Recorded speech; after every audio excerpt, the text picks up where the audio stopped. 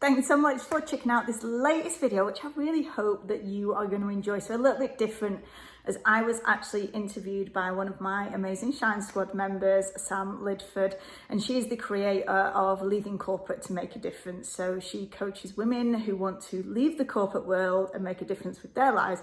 But in this session, she was interviewing me as I shared more about my journey to becoming an online health and wellness coach and lifestyle coach and helping women to go after the life that they are in love with. So I talk about all of the struggles, all of the ups and downs, the switches and changes, and hope that it gives you some inspiration on your own journey. If you are new here, please make sure that you subscribe so you can get more content on health, on happiness, and how to go after your best life. So let's just get straight into it.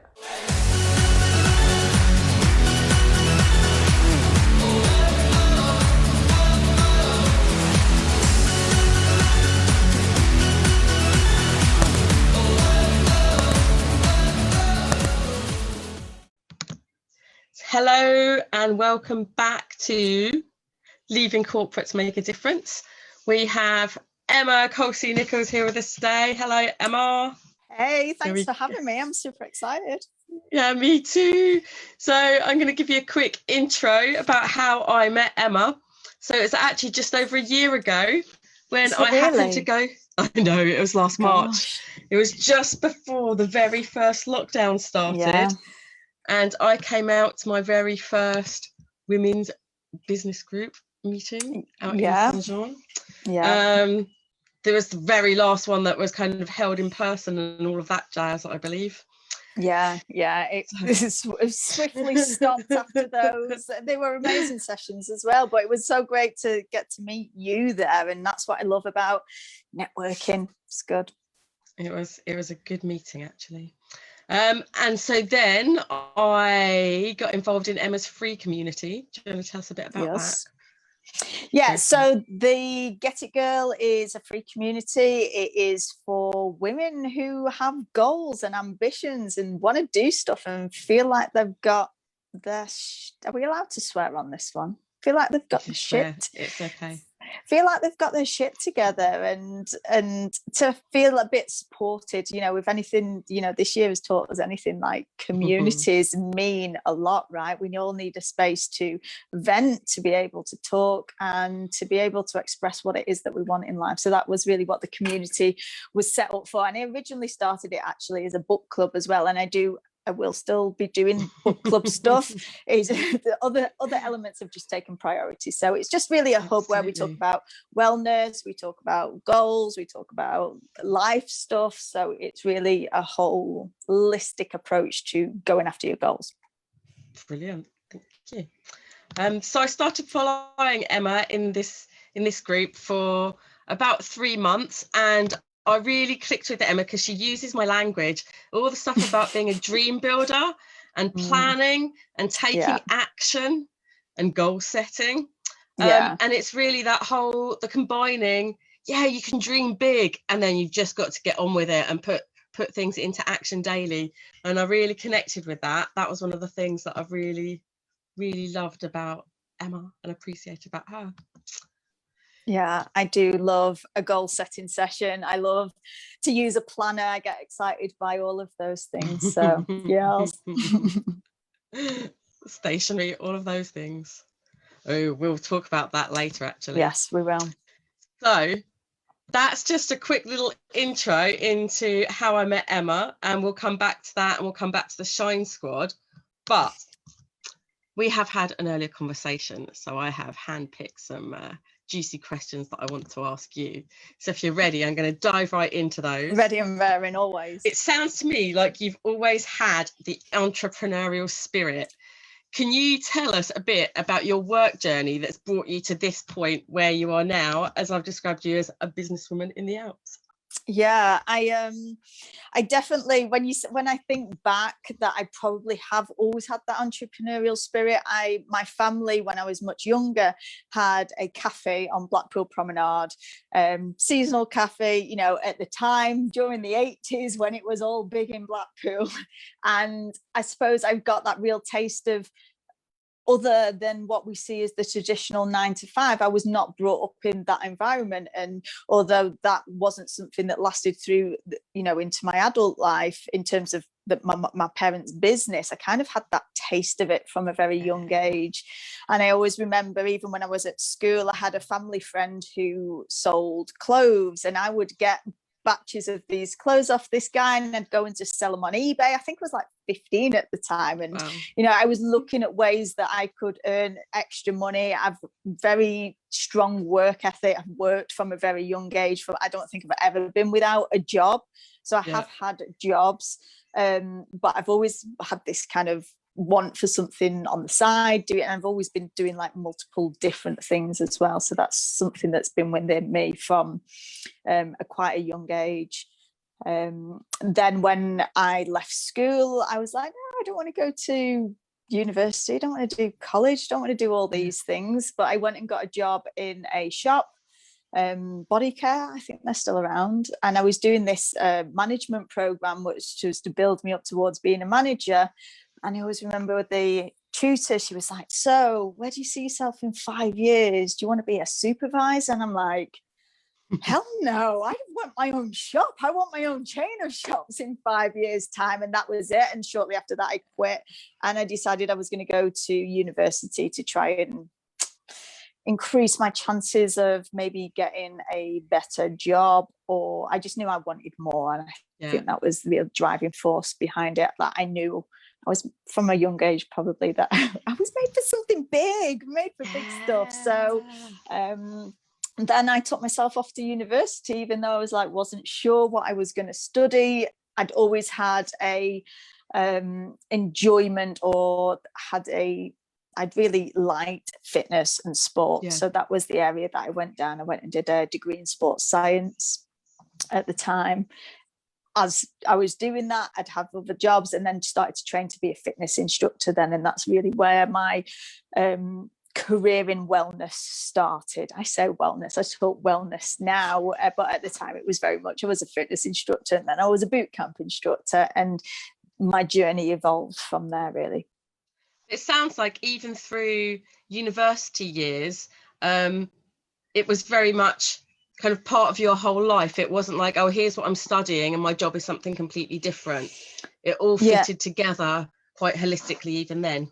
Yeah, I did have that, but I did also work part-time at the civil service during my time at university, because I've been with my husband from a very young age, so I didn't want to move away and do the whole university thing. So I commuted, which meant I also had a sensible job in the civil service for the child support agency, and I was in debt collection, and it was literally the worst thing.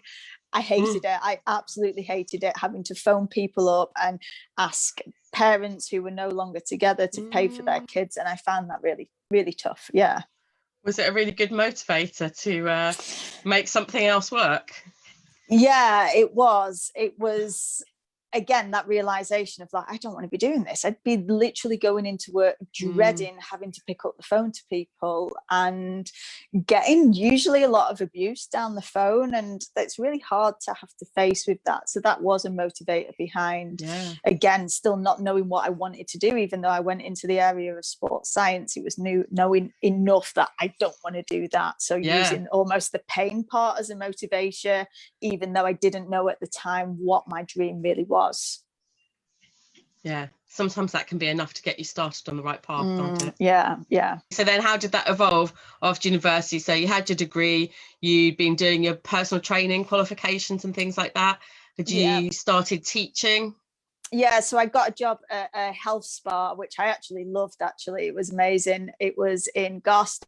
I just used to go in, I'd train people, would teach aqua aerobics. It was really great, but it was very low pay, and it was like a 40 minutes each, 30 minutes each way, and it was, just for a few hours. So once I went into fitness through my exercise to music, which is group fitness, aerobics instructors. I was teaching body pump, steps, spinning, the lot.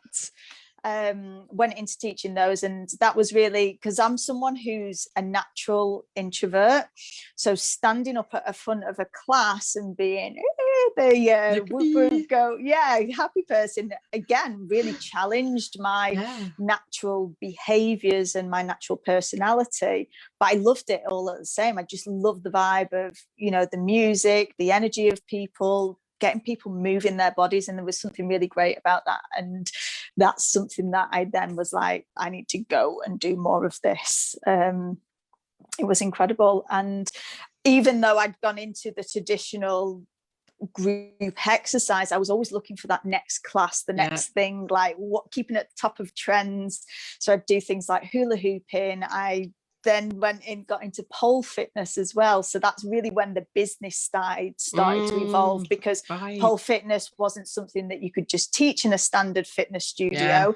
I had to go and hire space. You know, at the time, I say now you can get pole studios everywhere, but at the time when I started this, some 20, no, it's not that long. It's not that long. It's about 50, it must be about 15 years ago. There wasn't any pole studios, and it was quite early phases. So I would hire a space out of a dance studio, and I started to then generate my own clients. And that's when I started learning a lot more about business rather than just showing up at a fitness class and getting paid my £20 an hour or whatever it was for the class, which at the times sounded like a great thing, but the hours that you'd spend learning choreography, and you know, so this was a real step in towards actually being a business owner, I felt. What kind of age were you then? Where have we got to? Must have been like 22, 23, I reckon. Brilliant. Long-term memories, not so great. Quite soon after university, within like a year or two of finishing university. Yeah. Brilliant.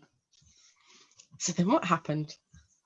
Well, maybe it might have been a little bit, must have been maybe 25 when I was doing pole, because I was doing that for a couple of years, hiring space out of a dance studio, and you know, taking then the profits myself for it. And during that time I then was pregnant. And as I was pregnant, the owner of the dance studio decided that she wasn't happy with the person that I'd got in to cover my maternity leave. And I, by accident, saw an advert for a pole instructor by her that she hadn't told me about. And there was no way that I was going to go on maternity leave and then come back with having no business, basically having my clients taken away from me. So I took my 8-month pregnant self and I dismantled all of my poles, and I marched myself out of there and set up above a pub across the road, a skanky old pub. And I took all my clients with me, and some of my most loyal clients must have joined at that time when we were above this skanky old pub. And I had a couple of months. We found a space with the help of my amazing husband. We renovated it and turned it into my very own fitness studio. So I opened my own fitness studio. I had my first child when I was 27. Shortly after, opened my fitness studio with a 2-month-old baby in arms. So that's where, things really started to get serious after that. Love how you like to do things one at a time in a really sensible order. Yeah, this is the thing. I mean, I had no idea. I've always had this, you know, when people would say to me, so what's the dream, what's the goal? I'm like, oh, I'd love to have my own fitness studio one day. But it was always like in the back of my mind that it'd be like when I was 40 or something and done all these different things. It definitely did not cross my mind that it would happen with a brand new baby. But these things, we've just got to trust the process sometimes. I just knew that I'd built something up, something amazing. Like I'd really got a good client base with my pole classes, and I was not going to give that up. So getting my own place, my own studio was the answer in my eyes, and we made it happen. When was the first time that you really realised that you could set a dream in mind and make that come true? It was definitely at that time when we put that fitness studio together, because it was like we had no money, we had nothing, we had to borrow off people. And I'm lucky that I had parents that could help me out, but it was that will and determination of like, I'm going to see this happen. And at the time I wasn't doing any structured planning or goal setting like I do now. I was flying off the seat of my pants and just going with it. But that was the real realization of like, if I want to make something happen, I've just proved to myself that I can do anything that I put my mind to. It's such a good point to get to. When did you guys start dreaming together though? Oh, start dreaming together. I think we'd always, again, we're quite like-minded with my husband, that we would just be like, we'd always talk about when we'd have, we'll get a house together and then we'll do this. And again, we bought our house before we were ready, before we could really afford it. And we've always kind of pushed ourselves into do things, but we've always had a mutual agreement that we've had these dreams that we were going to make happen. So we'd have that open communication from quite a young age. I think we've both always been quite big dreamers. So yeah, early on. Which one of you is the one that's which one's the sensible one and which one's the no, we can do anything? Does it work like that, or is it different depending on different dreams? I don't think either of us are sensible. We're both very impulsive. Like if we get a decision and we decide on something and we both have the same vision, we're like, yeah, we'll just do it. It's like when we moved out to France, we came on holiday here and was like, oh, that's kind of nice here. Should we go? Within 6 months, we'd sold everything and moved here. So yeah, we're very impulsive. Let's go into that bit. So where we'd got to in your story, you'd opened up your own studio. And so you had that up and running for a few years? About 7 years, I think. About 7 years. Yeah, ran that. I loved it. It was absolutely everything. Made some amazing connections, friendships there. It was really, there's that real social part of fitness and having a place where you can go to. But we came away on holiday to France, to Morsey. I've been coming here. I actually learned to ski here as a 4-year-old. So I've been coming here a very long time. And we just came one time in the summer and we're like, there's a lot of English people living out here. People seem to make it work. And it wasn't that I was dissatisfied or unhappy with my life in the UK. I had a great life. My husband, not so much. He was working on the oil rigs and didn't really want to do that anymore. And we were just open to, although life was good, we had a beautiful house, we had great things. It's always when I started to learn more about mindset and tapping into more of my dreams, it's like, okay, well, this is good, but how could it be even better? And then when we came to France, it was that realization of like, that could be even better, and that could be exciting. So yeah, that's what we decided to do. And like I say, the process was very quick. We put the house up for sale. I put the business up for sale, although that was a whole other shit show to go through. It was incredibly challenging with letting go of something that I'd built up and had so much love for, and built up staff and people that worked for me that then didn't go so well in the end. There's so many ways we could take that. A lot of lessons learned along that journey, that was for sure. Always lessons to be learned, right? I'm going to go for the first quick and easy one. I've heard other people say about different mountain towns that you can come and visit in winter, but once you've been in summer, that's it, you can't leave. Yeah. Is that kind of what's happened? Absolutely, yeah. It was. It definitely took our heart. The slower, well, I say slower pace. I'm not sure we've got a slower pace now we're here, but there is definite this feeling of, especially in the summer times, it is just amazing to be here. It's got so much variety of things that you can do. Don't really get bored being here. So you've got this studio, everything was going fine, you had this lovely life, and then you started thinking like, well, if I can do this, then what else? So what had happened for you, or what did you go through to kind of get to that next step of being like, well, what else could I do? I had I had been doing some, so I'd started working with a mindset coach who was in the States, and I did her program, which was a huge financial investment for me, for the tune of, it was about £10,000 for like a 90-day program. It was really high end, but it massively opened my mind to definitely to heal my relationship with myself, improve the relationship with my husband, because we did, we've been together, I think we're coming up for 15 years wedding anniversary soon, 20 years together. It's not just been perfect that entire time. Sure. There's been some definite rocky patches. So learning all of this information about mindset and tapping into the power of the mind was really empowering. And would I have made the decision to move to France if I hadn't have done that? I don't know that I would, because I was very much a home person. I'd lived in Blackpool my entire life, really close with my family. It was not an easy decision to make, but it was just being able to allow to start creating a bigger vision of what else could be possible. And then having those key points in my life where it's like, well, I actually can do hard things and I can make things happen. And wow, how exciting would this be? And to know also that if it doesn't work out, you can always go back home. It's be totally fine. So like I say, we're impulsive. We made the decision and we're like, stuff it, we're going to do it.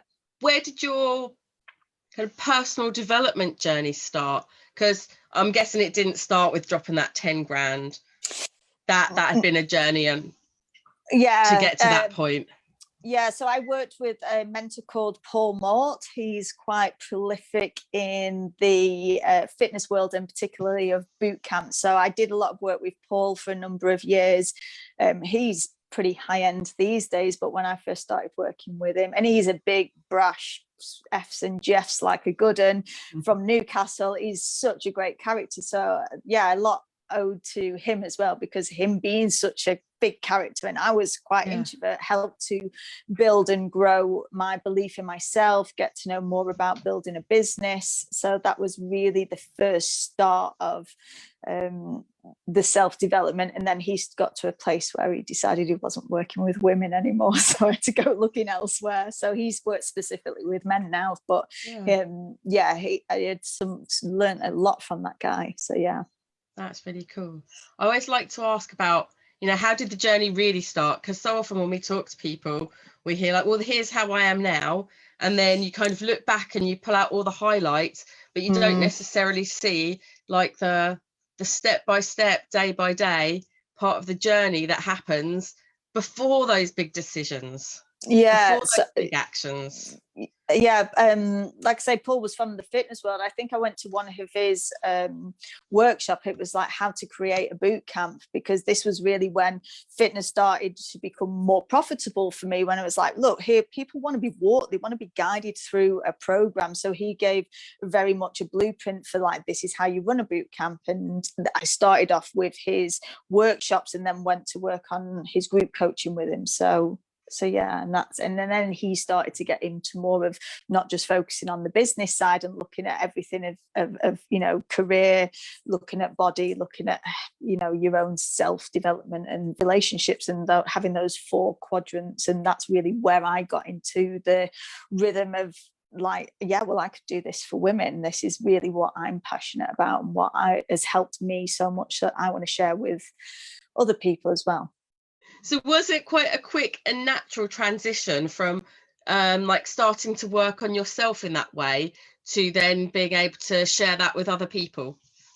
Yeah, I think it was, because I always teach from personal experience, and I suppose I've always felt that you only actually really need to be a few steps ahead of people to be able to teach and share. And so I've got into the practice, and that's something that he taught me, is that you don't have to be perfect, you just have to have had some experience to have practiced this yourself and to be open and authentic with people. A lot of people are just looking for a guide and for someone who's a little bit further ahead of them than they already are. So I I was always very open about that. And so I'd start practicing something. And as soon as I felt like, yeah, I get this, then I started sharing it with other people. And that was that transition into doing that. And did you see big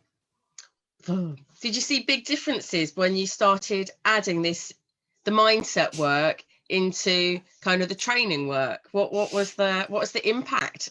Yeah, for your clients? Initially I did keep it quite separate. So I ran like my boot camp stuff, and then I started doing the online coaching first. So I was running that already before I moved to France. So I was running them in tandem, and it was actually, I found it quite hard at the beginning because I was working with a coach that was from America, and I always think Americans get it. Like, now coaching's becoming a bit more mainstream in the UK and within Europe, but it's not always been that way. I think there's been some sort of barrier, but it seems to be like infiltrating through now more and more. So I think it's becoming easier, and people kind of didn't really get this concept of like, why do we have to work on our minds? I just want to lose some weight. And it was like the realization of like, it's not about the weight loss, it's about how you approach everything. And if it's not working up in here, it's not going to come on the external results that you're looking towards achieving. So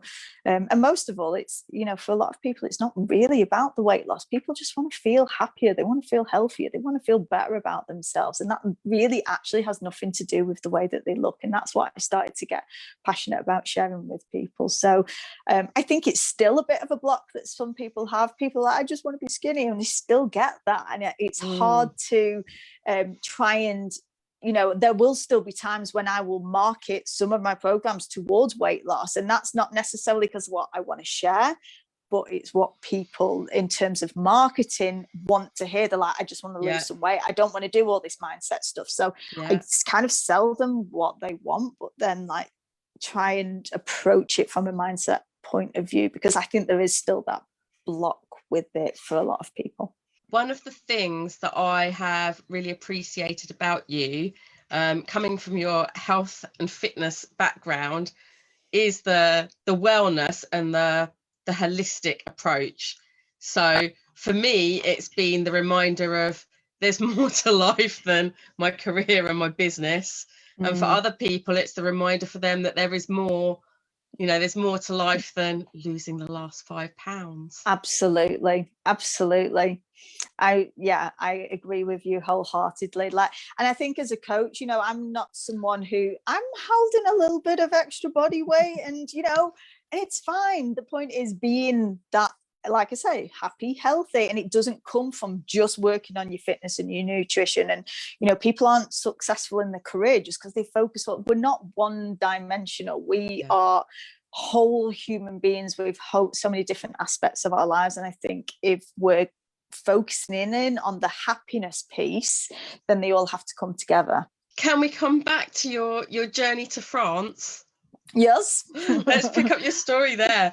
So within 6 months of coming to Morzine in the summer, you'd given up your life in the UK, and you've got everything planned out, right, for coming to France? I know, the woman who has her own life planner. Yeah. Absolutely not. No. We just were going to make it happen. We sold our house. We ended up having to stay at my mum and dad's house in my old bedroom with 2 kids, 2 dogs on mattresses on the floor for 4 weeks. And then we drove over to France without having somewhere to live, because as you well know, Sam, that finding a house in Morzine is not the easiest thing in the world. The demand for rental properties is insane, and especially when you're northern like me and it's got London house prices, it's like, so yeah, we came here. We decided we were going to start a chalet business because it seemed like the logical thing to do. So we had that chalet that we were going to run as a business. So we ended up living in there for 12 weeks whilst we tried to find somewhere to live. We did find somewhere to live that was not the most pleasant experience of housing that we've ever lived in, but again, we made it work. We ran the business for a couple of years, and came to the realization that maybe there's not as much money as in chalet businesses as you might imagine. And we decided to stop doing that, because when I came out as well, I'm like, I want a break from health and fitness. I was still doing my online coaching mindset stuff, but I felt like I wanted a break from health and fitness because I'd been doing it for however many years. And diet industries, you know, there's a lot of, as we've just discussed, these shifts in what I wanted to be sharing and what the audience wanted. There was a bit of a disconnect, and I just felt I wanted a break from that. So we ran the chalet. I did my online stuff. We decided the chalet wasn't going to be as profitable as we wanted it to be. Why don't we go back to doing what we know? So Gavin went back to doing electrical work. Again, there's high demand for that in the area. And I went back to doing fitness. And whilst we had the chalet, actually, I ran a wellness retreat, and it reminded me of how much I love people and just helping them to feel good. So yeah, I started teaching fitness here in Morzine again, and continue to grow the online side of the business, although that has evolved somewhat over the last few years. Let's go down that route. How much had it evolved before the first lockdown this time last year, and how much of a pivot did you have to make when it came to the lockdown last year? So with the lockdown last year, I was running the Shine Squad as it is now. So that was kind of all like ticking over. But my French fitness stuff that I taught here in France, obviously those two businesses combined together were, you know, sustainable for me for financially. And then when my French fitness stuff got completely wiped out, I just thought, why don't I start teaching fitness online again? And yeah, started doing that. And I got a lot of people that I used to work with back in the UK contacting me and started reconnecting with my past audience. And I'm like, actually, I'm really loving doing online fitness again. So I've done that as a side element to my Shine Squad membership. And it's something that I'm going to continue to keep going, because I've connected with so many people. And like, Emma, I haven't done a single workout since you left us. So I was like, okay. So yeah, I left them 4 years ago. They hadn't really been working out, so they've just now got back into rhythm of doing online sessions, and it's been amazing. So many people are more susceptible now or open to using Zoom, and it's not for everybody. Like, I love teaching face to face, but the community that we've got from doing online interaction, so many people have said it's like helped their sanity through lockdown, and they just want to continue, because actually it's really time efficient to do a 30-minute workout in the morning, get in the shower, and then get straight off to work. So that was my pivot, really, was to do the online. I say it's fitness, it's fitness, it's nutrition, it's mindset. So I packaged that in all together, and I'm very clear about, I did originally call it Bootcamp, but I did change the name to Online Better Body Coaching, because it's not really a bootcamp, as my philosophy around health and wellness has shifted somewhat, and I wanted that to represent it in the name. I'm gonna admit that I have checked out one workout, and I did try to keep up, and I did decide that for now I'm far more of a walker and a yoga person, and I like to go on bike rides. But the boot camp might not be my thing. I do always try and make it adaptable for different levels, but yeah, I can get that, especially the frustration if you feel like you're not keeping up with things, that it can be tough. But I do try and work for all fitness levels to give different options for people, and it's quite nice that I can see people and I can shout at the screen down them. But again, not everybody wants to show up on the screen, and that's okay also. I'm going to share one of my workout confession secrets. That when I used to go to group exercise classes, I actually used to go and watch the class beforehand, before signing up, so I knew a bit what it was about and what the parameters were. And where I'm not the most coordinated person, and I sometimes get confused with left and right and directions, I basically could only go to classes where you all stayed in your own personal space. And I couldn't do classes where we all had to move as one across the room, because in those classes... you say this, but any skill is learnable. Do you know, because I do now with my workouts, I tend to just teach like on the spot type stuff. But back, I watched some of my old videos on YouTube of my step routines. I'm like, I don't even know how I was doing that. Like, I don't think I'm that coordinated, but I would do all the fancy stuff. It's learnable. Step was fine. I could do step because we stay in our own zone. It didn't matter if I got it wrong. It was fine. But the consequences of going the wrong way when everybody else in the class is moving towards you, it just wasn't doable for me. There we go. That's my exercise class confessions. Yeah, it's funny. Like, some people just totally get group exercise and other people are like, no, not for me. And I get that, and you know, and this is what we work. Although I give an element of health and fitness within the Shine Squad, it's not about a prescribed fitness program. The Shine Squad's more about, I want you to move. You choose how you want to move. Do it in a way that feels good for you, and then show up, be accountable, and tell me that you've done it. So that's really the difference, and that approach works. But you know, we've got people in there that like to do rowing, some like to just go walking. It's not about you have to do it like this. You come back to Shine Squad again, so I'm gonna go down that route. You have managed to curate a really amazing group of women, and everyone's so different, and people are doing different things for work and doing different things in life, but every single one of them is like interesting and just like has awesome things going on in life. Like, have you always attracted these groups? Yes, I have, because I remember even when I had a studio on my website, it said in bold letters, no knobheads allowed. And I would put that on my website. And like, the person who reads that, and they're going to go, oh, well, you're not for me. Or they're going to go, yeah, she's my type of person. And you've got to be open and honest with that about who you are. And I will not tolerate people who are, you know, who are going to bring the group down. And we have got this incredible group of women within there, and it is just, you know, we talk about Shine Squad, but when they get in and we get on group calls, there's real energy and passion and goal-gettedness about it, and I love it. I've definitely worked hard to convey that message in all of my emails, all of my marketing. It's just being who I am, and hopefully, well, it shows that the people that we have are come from a space of that relaxed, you know, and nobody's up themselves either. They're just like, this is what I'm feeling, can be totally open and honest, and it's a great space to be a part of. Absolutely. I totally love being part of Shine Squad.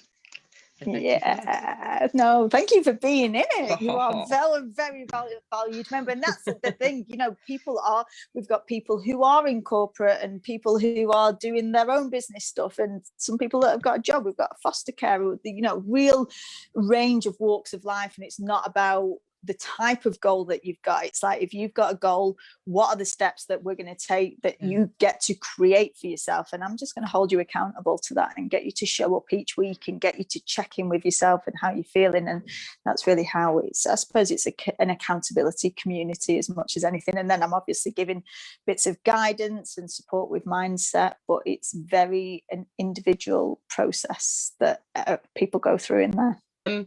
I'm just going through the questions because we've done some of these. So you talked about when you first realised you could build your dreams, and you said that's around building your first business, building your first studio. We've talked about what dreams you've created so far. Are there any that we haven't hit on that you want to bring in here? No, I suppose when I do my planning work, I have like this idea and this vision, and then along the way I'm like, oh, that would be quite fun to do, let's go and do that. And it can be quite spur of the moment, and I think that's why I like having elements of having an idea but being very flexible along the way. So I think some of mine would be more like personal achievements, like climbing a big mountain or something along that, but I kind of really haven't given that much thought with everything that's gone on with the pandemic, because we can't go anywhere or do anything at the minute. No, But because you haven't mentioned it, I'm going to ask you about two things here. So one, I've heard that you did the Spartan race in Morzine. Yes. Tell us about that. What did that involve? Well, I've been doing Spartan races for about 10 years. That was a big part of the community of the studio, actually, is that we would go and do a Spartan race. So I've been doing them quite a long time. And then when I found out they were doing them in Morzine, it was just, that's where I'm meant to live. So they are an obstacle course racing, OCR as it's called. So it's running, it's jumping over things, climbing up things, getting really muddy, scratching yourself to death. So I've done it twice. I think I've done the Beast twice, and then not last year, the year before, I did the Ultra Beast, which is like a marathon distance Spartan race. The first time I did it in Morzine, I failed. I didn't make it because there's time hacks that you have to meet, and if you don't get to the time point, then you get pulled off.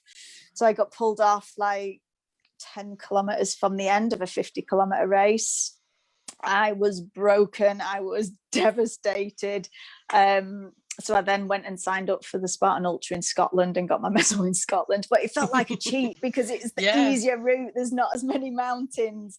So I was signed up to do it again last year and again this year, but I can't see it going ahead this year. So I've still got my ticket. I'm still going to conquer that Spartan Ultra here, but just not at the moment.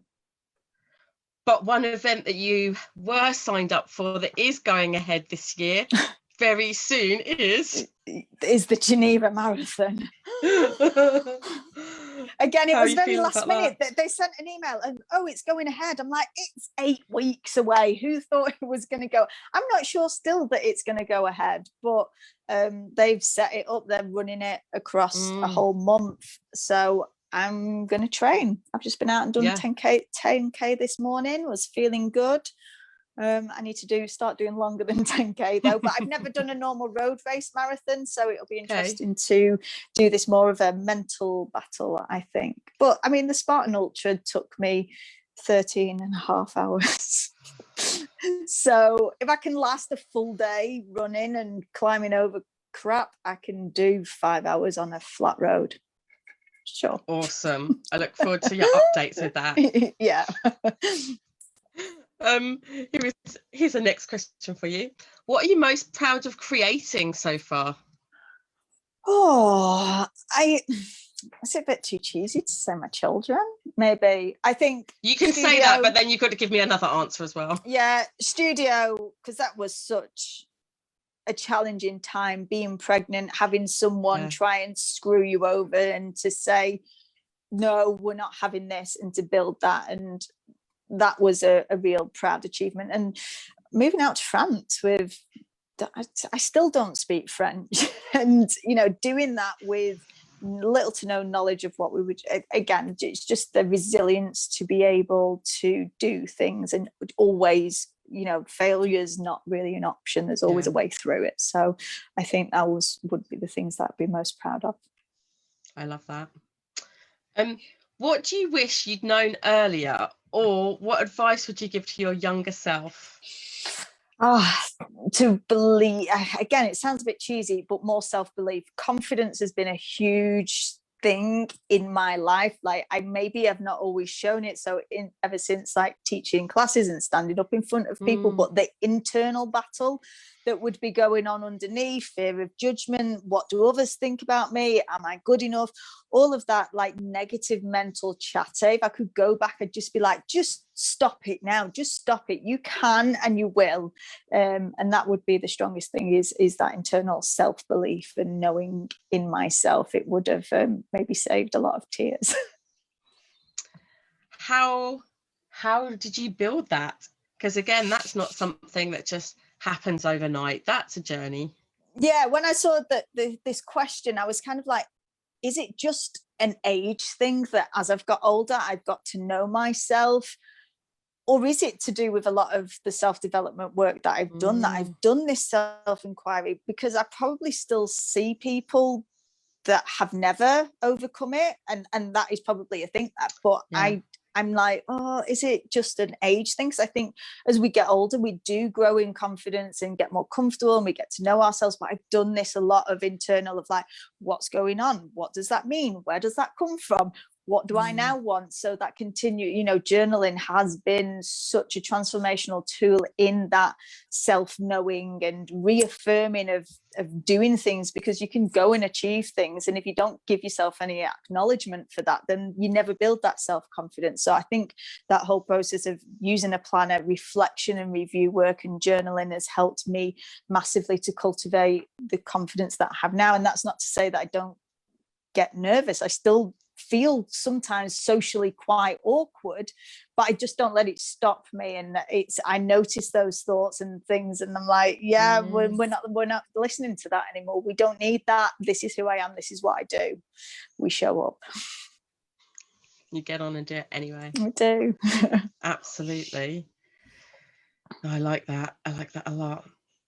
Going back to my questions here.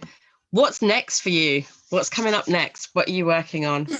So at the moment, it's really about growth within the Shine Squad and the online Better Body Coaching. They're both staying there. It's just about getting them out to more people. I'm in the process of streamlining the back end of it. And now we had a brief discussion earlier. Like, I've got this amazing new piece of software that's going to help me to systemize everything and build that. So that's really what it is. We are also here about to start phase 2 of our renovation in our house. Yay! So exciting. I won't have my office as my kitchen table. I'm going to have a proper office. I'm going to have a good proper office again. So yeah, that is really what's next. Growth of the business and creating a home that I can just I feel like everything has been, maybe the last 10 years or more, have felt continual rolling. We're going. I kind of just want to be a little bit settled and just feel that growth, but without being so rushed, maybe is what I want to work towards. I want to feel that kind of grounded and the space of freedom and time freedom as well. Because doing all of this whilst having 2 young kids means I don't have much time to sit down and do nothing. No, so I bet. But that's and great. It has been.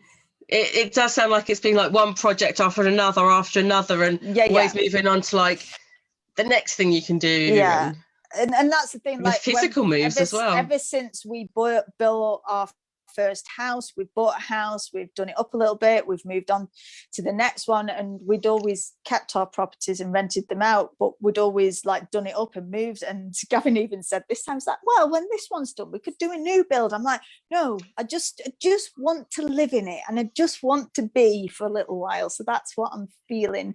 I just want to feel what else could be achieved, I suppose, within the business when I'm not having so many other things going on as well. And maybe a little bit more travel as well when we're allowed to do that. I want to see some more of the world and take the kids with us. And they're getting to an age now, so they're 10 and coming up for 11 and 7, so like a little bit older, where they can really experience travel with us before they don't want to be around us anymore.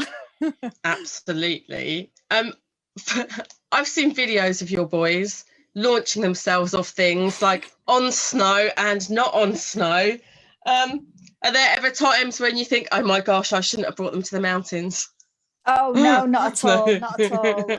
I love that they come here and there is that sense of freedom and fun and play. And, I post these videos of him, but, there's times when I'm like, skiing again. I'm like, are you kidding me? Do you know what anybody would give to have to be able to go skiing or snowboarding each week? So they're like normal kids, don't appreciate or have gratitude for what they've got, but absolutely not. Like, I love that they can be brought up in this environment. I think, it's just incredible. They're both bilingual. They just blow me away.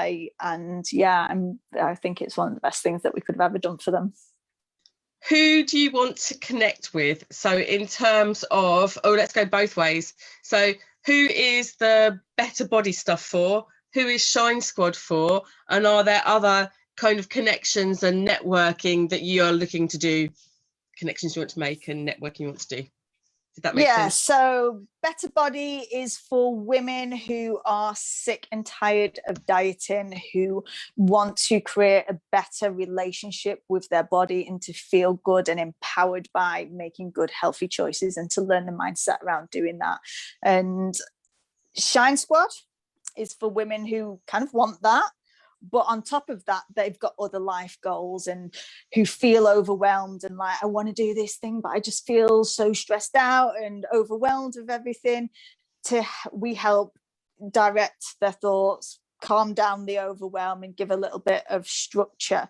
So that's really, so Better Bodies for people who do just want to focus on the health and wellness, and then Shine Squad is for people who like, I've got big life goals to take over the world. We've got more than just the body stuff. So that's really who Shine Squad is for. So if I think some people are in both, aren't they? Yeah. So as Shine Squad member, you get access to the Better Body stuff anyway, and it's like only like £10 a month more. So the both of them are, I've made them so they're super affordable. Absolutely. So yeah, you get access to the Better Body as a Shine Squad member. But if you've got other big life goals that you want to work towards, but you're feeling frustrated about not getting there, then the Shine Squad would be a great option. Brilliant. And in terms of who else you want to connect with, well, I love doing interviews like this. So I'd like to connect with anybody who would be interested in doing an interview, or just more networking in business in general. Yeah. I love connecting with like-minded souls. You know, there's a great energy that comes from this. Amazing things come from collaborations like this. So yeah, more people like you, Sam. Well, thank you very, very much for your time, Emma. It was lovely having you on here. I have loved chatting away to you. It's been so much fun. Any last words you want to throw out to anyone who's watching? Just, if you take anything away from this, maybe it is that little bit of whatever it is that you're going after, just tune into your internal intuition and believe in yourself. Keep going. The obstacles are not there to stop you. They're just there to teach and guide you. Believe in yourself and go for it. Brilliant. Thank you very much.